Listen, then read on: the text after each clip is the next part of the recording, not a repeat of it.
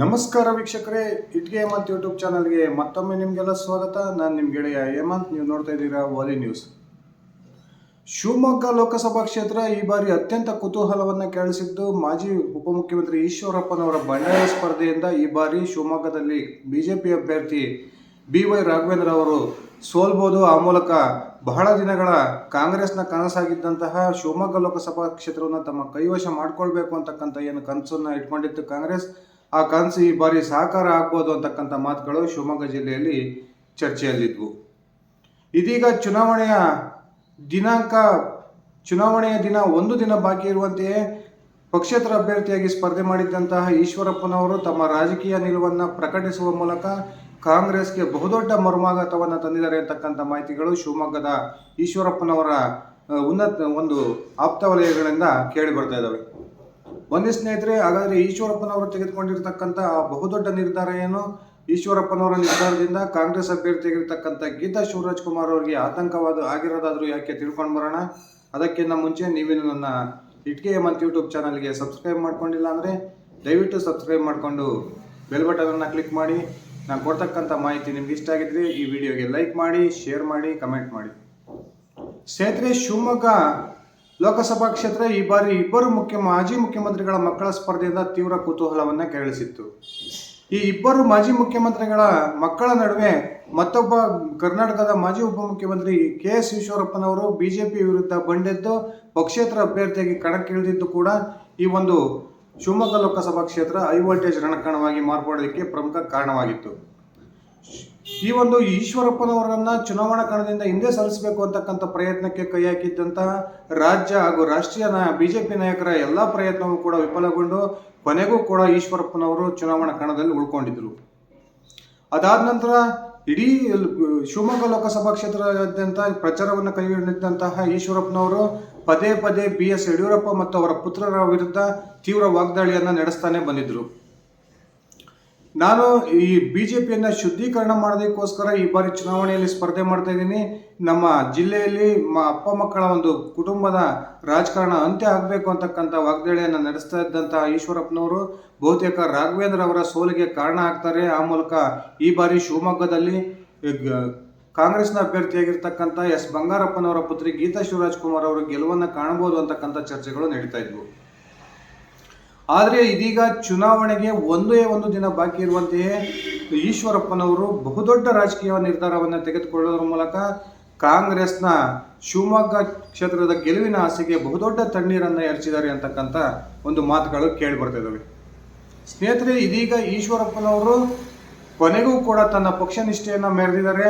ಆ ಮೂಲಕ ತಾನು ಚುನಾವಣಾ ಕಣದಲ್ಲಿ ತಟಸ್ಥನಾಗ್ತೀನಿ, ನನಗೆ ಯಾರೆಲ್ಲ ವೋಟ್ ಹಾಕಬೇಕು ಅಂತಿದ್ರು ಅವರೆಲ್ಲ ಬಿಜೆಪಿ ಅಭ್ಯರ್ಥಿಯಾಗಿರ್ತಕ್ಕಂಥ BY ರಾಘವೇಂದ್ರ ಅವರಿಗೆ ದಯವಿಟ್ಟು ಮತವನ್ನು ಚಲಾಯಿಸಬೇಕು ಅಂತಕ್ಕಂಥ ಮನವಿಯನ್ನು ತನ್ನ ಬೆಂಬಲಿಗರಿಗೆ ಮಾಡೋದ್ರ ಮೂಲಕ ಕಾಂಗ್ರೆಸ್ಗೆ ಮರ್ಮಾಘಾತವನ್ನು ನೀಡಿದ್ದಾರೆ ಅಂತಕ್ಕಂಥ ಒಂದು ಸ್ಪಷ್ಟ ಮಾಹಿತಿಗಳು ಲಭ್ಯವಾಗ್ತಿದ್ದಾವೆ.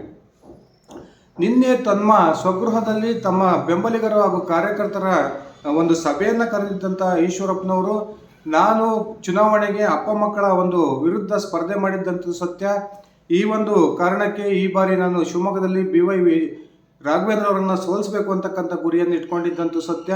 ಆದರೆ ನನ್ನ ಸ್ಪರ್ಧೆಯಿಂದ ಈಗ ಕಾಂಗ್ರೆಸ್ಗೆ ನೇರವಾದ ಲಾಭ ಆಗ್ತಾ ಇದೆ.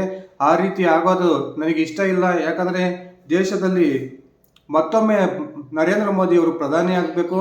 ಆ ಕಾರಣಕ್ಕೆ ನನಗೆ ಕೊಡ್ತಕ್ಕಂಥ ಒಂದೊಂದು ಮತಗಳು ಕೂಡ ನೀವು ಕಾಂಗ್ರೆಸ್ನ ಅಭ್ಯರ್ಥಿಗೆ ಹಾಕಿದಂತಾಗುತ್ತೆ. ಆ ಕಾರಣಕ್ಕೆ ದಯವಿಟ್ಟು ನನಗೆ ಯಾರೆಲ್ಲ ಮತ ಹಾಕಬೇಕು ಅಂತಿದ್ದೀರೋ ಆ ಎಲ್ಲ ಮತದಾರರು ಕೂಡ ಬಿಜೆಪಿ ಅಭ್ಯರ್ಥಿಯಾಗಿರ್ತಕ್ಕಂಥ BY ರಾಘವೇಂದ್ರ ಅವರಿಗೆ ಮತವನ್ನು ಚಲಾಯಿಸಿ ಅಂತಕ್ಕಂಥ ಮನವಿಯನ್ನು ಮಾಡೋದ್ರ ಮೂಲಕ ಬಹುದೊಡ್ಡ ಒಂದು ಟರ್ನನ್ನು ಶಿವಮೊಗ್ಗ ಲೋಕಸಭಾ ಕ್ಷೇತ್ರಕ್ಕೆ ಕೊಟ್ಟಿದ್ದಾರೆ ಅಂತಲೇ ಹೇಳ್ಬೋದು. ತಾನು ಕೇವಲ ನರೇಂದ್ರ ಮೋದಿ ಅವರಿಗಾಗಿ ಬಹುದೊಡ್ಡ ತ್ಯಾಗಕ್ಕೆ ಸಿದ್ಧನಾಗಿದ್ದೀನಿ. ನರೇಂದ್ರ ಮೋದಿ ಅವರನ್ನ ನನಗೆ ದೇಶದ ಹಿತ ಮುಖ್ಯ. ಆ ದೇಶದ ಹಿತಕ್ಕಾಗಿ ನರೇಂದ್ರ ಮೋದಿ ಅವರು ಪ್ರಧಾನಿ ಆಗ್ತಕ್ಕಂಥದ್ದು ಅಷ್ಟೇ ಪ್ರಮುಖವಾಗಿದೆ. ಆ ಕಾರಣಕ್ಕೆ ನನ್ನ ಸ್ಪರ್ಧೆ ಬಿಜೆಪಿ ಅಭ್ಯರ್ಥಿಯಾಗಿರ್ತಕ್ಕಂಥ BY ರಾಘವೇಂದ್ರ ಅವರ ಗೆಲುವಿಗೆ ತೊಡಕಾಗಬಾರ್ದು ಅನ್ನೋ ಉದ್ದೇಶಕ್ಕೆ ನಾನೀಗ ಚುನಾವಣೆಯಲ್ಲಿ ತಟಸ್ಥನಾಗ್ತಿದ್ದೀನಿ ಅಂತಕ್ಕಂಥ ಒಂದು ಘೋಷಣೆಯನ್ನು ಮಾಡೋದ್ರ ಮೂಲಕ ಬಿಜೆಪಿ ಅಭ್ಯರ್ಥಿಯಾಗಿರ್ತಕ್ಕಂಥ BY ರಾಘವೇಂದ್ರ ಅವರ ಗೆಲುವು ಅತ್ಯಂತ ಸುಲಲಿತವಾಗಿ ಆಗ್ಬೋದು ಅಂತಕ್ಕಂಥ ಭಾವನೆ ಇದೀಗ ಶಿವಮೊಗ್ಗ ಲೋಕಸಭಾ ಕ್ಷೇತ್ರದ ಬಿಜೆಪಿ ಕಾರ್ಯಕರ್ತರು ಹಾಗೂ ಮತದಾರರಲ್ಲಿ ಮೂಡಿರೋದಂತೂ ಸಹಜ. ಈಶ್ವರಪ್ಪನವರು ನಿನ್ನೆ ಸಭೆಯಲ್ಲಿ ಮಾತನಾಡ್ತಾ ಹೇಳ್ತಾರೆ, ನಾನು ನನ್ನ ಜೀವಮಾನದ ಉದ್ದಕ್ಕೂ ಕಾಂಗ್ರೆಸ್ಸನ್ನು ವಿರೋಧಿಸಿಕೊಂಡೇ ಬಂದಿದ್ದೀನಿ. ಆ ಕಾರಣಕ್ಕೆ ಈ ಬಾರಿ ಕೂಡ ನನ್ನ ಸ್ಪರ್ಧೆಯಿಂದ ಅಧಿಕೃತ ಬಿಜೆಪಿ ಅಭ್ಯರ್ಥಿಯಾಗಿರ್ತಕ್ಕಂಥ ರಾಘವೇಂದ್ರ ಅವರು ಸೋಲು ಆಗೋದು ಬೇಡ, ಅದು ನನಗೆ ಇಷ್ಟ ಇಲ್ಲ ಅಂತಕ್ಕಂಥ ಮಾತನ್ನು ಹೇಳೋದ್ರ ಮೂಲಕ ಮತ್ತೊಮ್ಮೆ ತಮ್ಮ ಪಕ್ಷ ನಿಷ್ಠೆಯನ್ನು ಈಶ್ವರಪ್ಪನವರು ಮೆರೆದಿದ್ದಾರೆ ಅಂತಕ್ಕಂಥ ಭಾವನೆಗಳು ಬರ್ತಾ ಇದ್ದಾವೆ. ಅದೇ ರೀತಿ ತನ್ನ ಸಭೆಯಲ್ಲಿ ಮಾತನಾಡಿದಂತಹ ಈಶ್ವರಪ್ಪನವರು ತಾವೆಲ್ಲ ದಯಮಾಡಿ ಬಿಜೆಪಿ ಅಭ್ಯರ್ಥಿಯಾಗಿರ್ತಕ್ಕಂಥ BY ರಾಘವೇಂದ್ರ ಅವರಿಗೆ ಮತದಾನ ಮಾಡಬೇಕು. ಆ ಮೂಲಕ ದೇಶದ ಪ್ರಧಾನಿಯನ್ನಾಗಿ ಮತ್ತೊಮ್ಮೆ ಮೋದಿಯವರನ್ನು ನಾವು ನೋಡೋಣ. ಆ ಮೂಲಕ ನಮ್ಮ ದೇಶದ ಸುಭದ್ರತೆಗಾಗಿ ನಾವು ಮತವನ್ನು ಚಲಾಯಿಸೋಣ ಅಂತಕ್ಕಂಥ ಒಂದು ಕರೆಯನ್ನು ಕೊಡೋದ್ರ ಮೂಲಕ BY ರಾಘವೇಂದ್ರ ಅವರಿಗೆ ಬಹುದೊಡ್ಡ ಆನೆಬಲವನ್ನು ತಂದುಕೊಟ್ಟಿದ್ದಾರೆ ಅಂತಕ್ಕಂಥ ಒಂದು ಮಾತುಗಳು ಕೂಡ ಕೇಳಿ ಬರ್ತಾ ಇದ್ದಾವೆ. ಏನು ಈ ಒಂದು ಚುನಾವಣೆಯಲ್ಲಿ ಈಶ್ವರಪ್ಪನವರು ಶಿವಮೊಗ್ಗದಲ್ಲಿ ಪಕ್ಷೇತರ ಅಭ್ಯರ್ಥಿಯಾಗಿ ಸ್ಪರ್ಧೆ ಮಾಡಿರೋದ್ರಿಂದ ಬಹುತೇಕ ಕಾಂಗ್ರೆಸ್ ಈ ಬಾರಿ ಶಿವಮೊಗ್ಗ ಲೋಕಸಭಾ ಕ್ಷೇತ್ರದಲ್ಲಿ ತಾವು ಗೆಲ್ಲಬಹುದು ಅಂತಕ್ಕಂಥ ಬಹುದೊಡ್ಡ ಒಂದು ಆಸೆಯನ್ನು ಇಟ್ಕೊಂಡಿತ್ತು. ಚುನಾವಣಾ ಪ್ರಚಾರದುದ್ದಕ್ಕೂ ಕೂಡ ಈಶ್ವರಪ್ಪನವರು ಬಿಜೆಪಿ ಹಾಗೂ ಅದರ ವರಿಷ್ಠರಾಗಿರ್ತಕ್ಕಂಥ ಯಡಿಯೂರಪ್ಪ ಮತ್ತು ಅವರ ಪುತ್ರರ ವಿರುದ್ಧ ತೀವ್ರ ವಾಗ್ದಾಳಿಯನ್ನು ನಡೆಸ್ತಾನೆ ಬಂದಿದ್ದರು. ಈಶ್ವರಪ್ಪನವರು ಬಿಜೆಪಿ ಅಭ್ಯರ್ಥಿಯಾಗಿರ್ತಕ್ಕಂಥ ರಾಘವೇಂದ್ರ ಅವರ ಸೋಲಿಗೆ ಕಾರಣವಾಗ್ತಾರೆ ಅಂತಕ್ಕಂಥ ಚರ್ಚೆಗಳು ಕೂಡ ನಡೀತಾ ಇದ್ವು. ಆದರೆ ಚುನಾವಣೆ ಒಂದು ದಿನ ಬಾಕಿ ಇರುವಂತೆಯೇ ಈಶ್ವರಪ್ಪನವರು ತೆಗೆದುಕೊಂಡಿರ್ತಕ್ಕಂಥ ಈ ಬಹುದೊಡ್ಡ ನಿರ್ಧಾರ ಕಾಂಗ್ರೆಸ್ಗೆ ಬಹುದೊಡ್ಡ ಆತಂಕವನ್ನು ತಂದೊಡ್ಡಿದ್ರೆ ಬಿಜೆಪಿ ಅಭ್ಯರ್ಥಿಯಾಗಿರ್ತಕ್ಕಂಥ BY ರಾಘವೇಂದ್ರ ಅವರಿಗೆ ಬಹುದೊಡ್ಡ ಆನೆಬಲವನ್ನು ತಂದುಕೊಟ್ಟಂತಾಗಿದೆ. ಸ್ನೇಹಿತರೆ, ಈಶ್ವರಪ್ಪನವರಿಗೆ ಬಿಜೆಪಿ ಏನೆಲ್ಲ ಆಫರನ್ನು ಕೊಟ್ಟಿತ್ತು, ರಾಜ್ಯ ಹಾಗೂ ರಾಷ್ಟ್ರೀಯ ಮಟ್ಟದ ನಾಯಕರುಗಳು ಕೂಡ ಈಶ್ವರಪ್ಪನವರ ಮನವೊಲಿಸೋ ಪ್ರಯತ್ನಕ್ಕೆ ಕೈ ಹಾಕಿದ್ರು ಕೂಡ ಈಶ್ವರಪ್ಪ ಅವರು ಅದ್ಯಾವೇ ಒಂದು ಪ್ರಯತ್ನಕ್ಕೂ ಕೂಡ ಬಗ್ಗಿರಲಿಲ್ಲ. ಆದರೆ ಕೊನೆಗೂ ಕೂಡ ಈಶ್ವರಪ್ಪನವರು ಪಕ್ಷ ನಿಷ್ಠೆಯನ್ನು ಮೆರೆದಿದ್ದಾರೆ. ಆ ಮೂಲಕ ಮೋದಿಜಿ ಅವರ ಮೇಲಿರ್ತಕ್ಕಂಥ ತಮ್ಮ ಒಂದು ಭಕ್ತಿಯನ್ನು ಪ್ರದರ್ಶನ ಮಾಡಿದ್ದಾರೆ ಅಂತಲೇ ಹೇಳ್ಬೋದು. ಈ ಈಶ್ವರಪ್ಪನವರ ಈ ನಿರ್ಧಾರದಿಂದ ಇಡೀ ಶಿವಮೊಗ್ಗ ಲೋಕಸಭಾ ಕ್ಷೇತ್ರದ ಏನು ತೀವ್ರ ಕುತೂಹಲವನ್ನು ಕೇಳಿಸಿದ್ದಂತಹ ಒಂದು ಫಲಿತಾಂಶ ಈಗ ಒನ್ ಸೈಡ್ ಆಗಿದೆ ಅಂತಲೇ ಹೇಳ್ಬೋದು. ಈಗಾಗಲೇ ಬಂಗಾರಪ್ಪ ಮತ್ತು ಯಡಿಯೂರಪ್ಪನವರ ಕುಟುಂಬದ ಸದಸ್ಯರು ಪರಸ್ಪರ 6 ಚುನಾವಣೆಗಳಲ್ಲಿ ಶಿವಮೊಗ್ಗ ಲೋಕಸಭಾ ಕ್ಷೇತ್ರದಲ್ಲಿ ಪರಸ್ಪರ ಎದುರಾಳಿಗಳಾಗಿ ಸ್ಪರ್ಧೆ ಮಾಡಿದ್ರು ಕೂಡ 5 ಚುನಾವಣೆಗಳಲ್ಲಿ ಯಡಿಯೂರಪ್ಪನವರ ಕುಟುಂಬದವರ ಕೈ ಮೇಲಾಗಿರ್ತಕ್ಕಂಥದ್ದನ್ನು ನಾವೆಲ್ಲ ನೋಡಿದ್ದೀವಿ.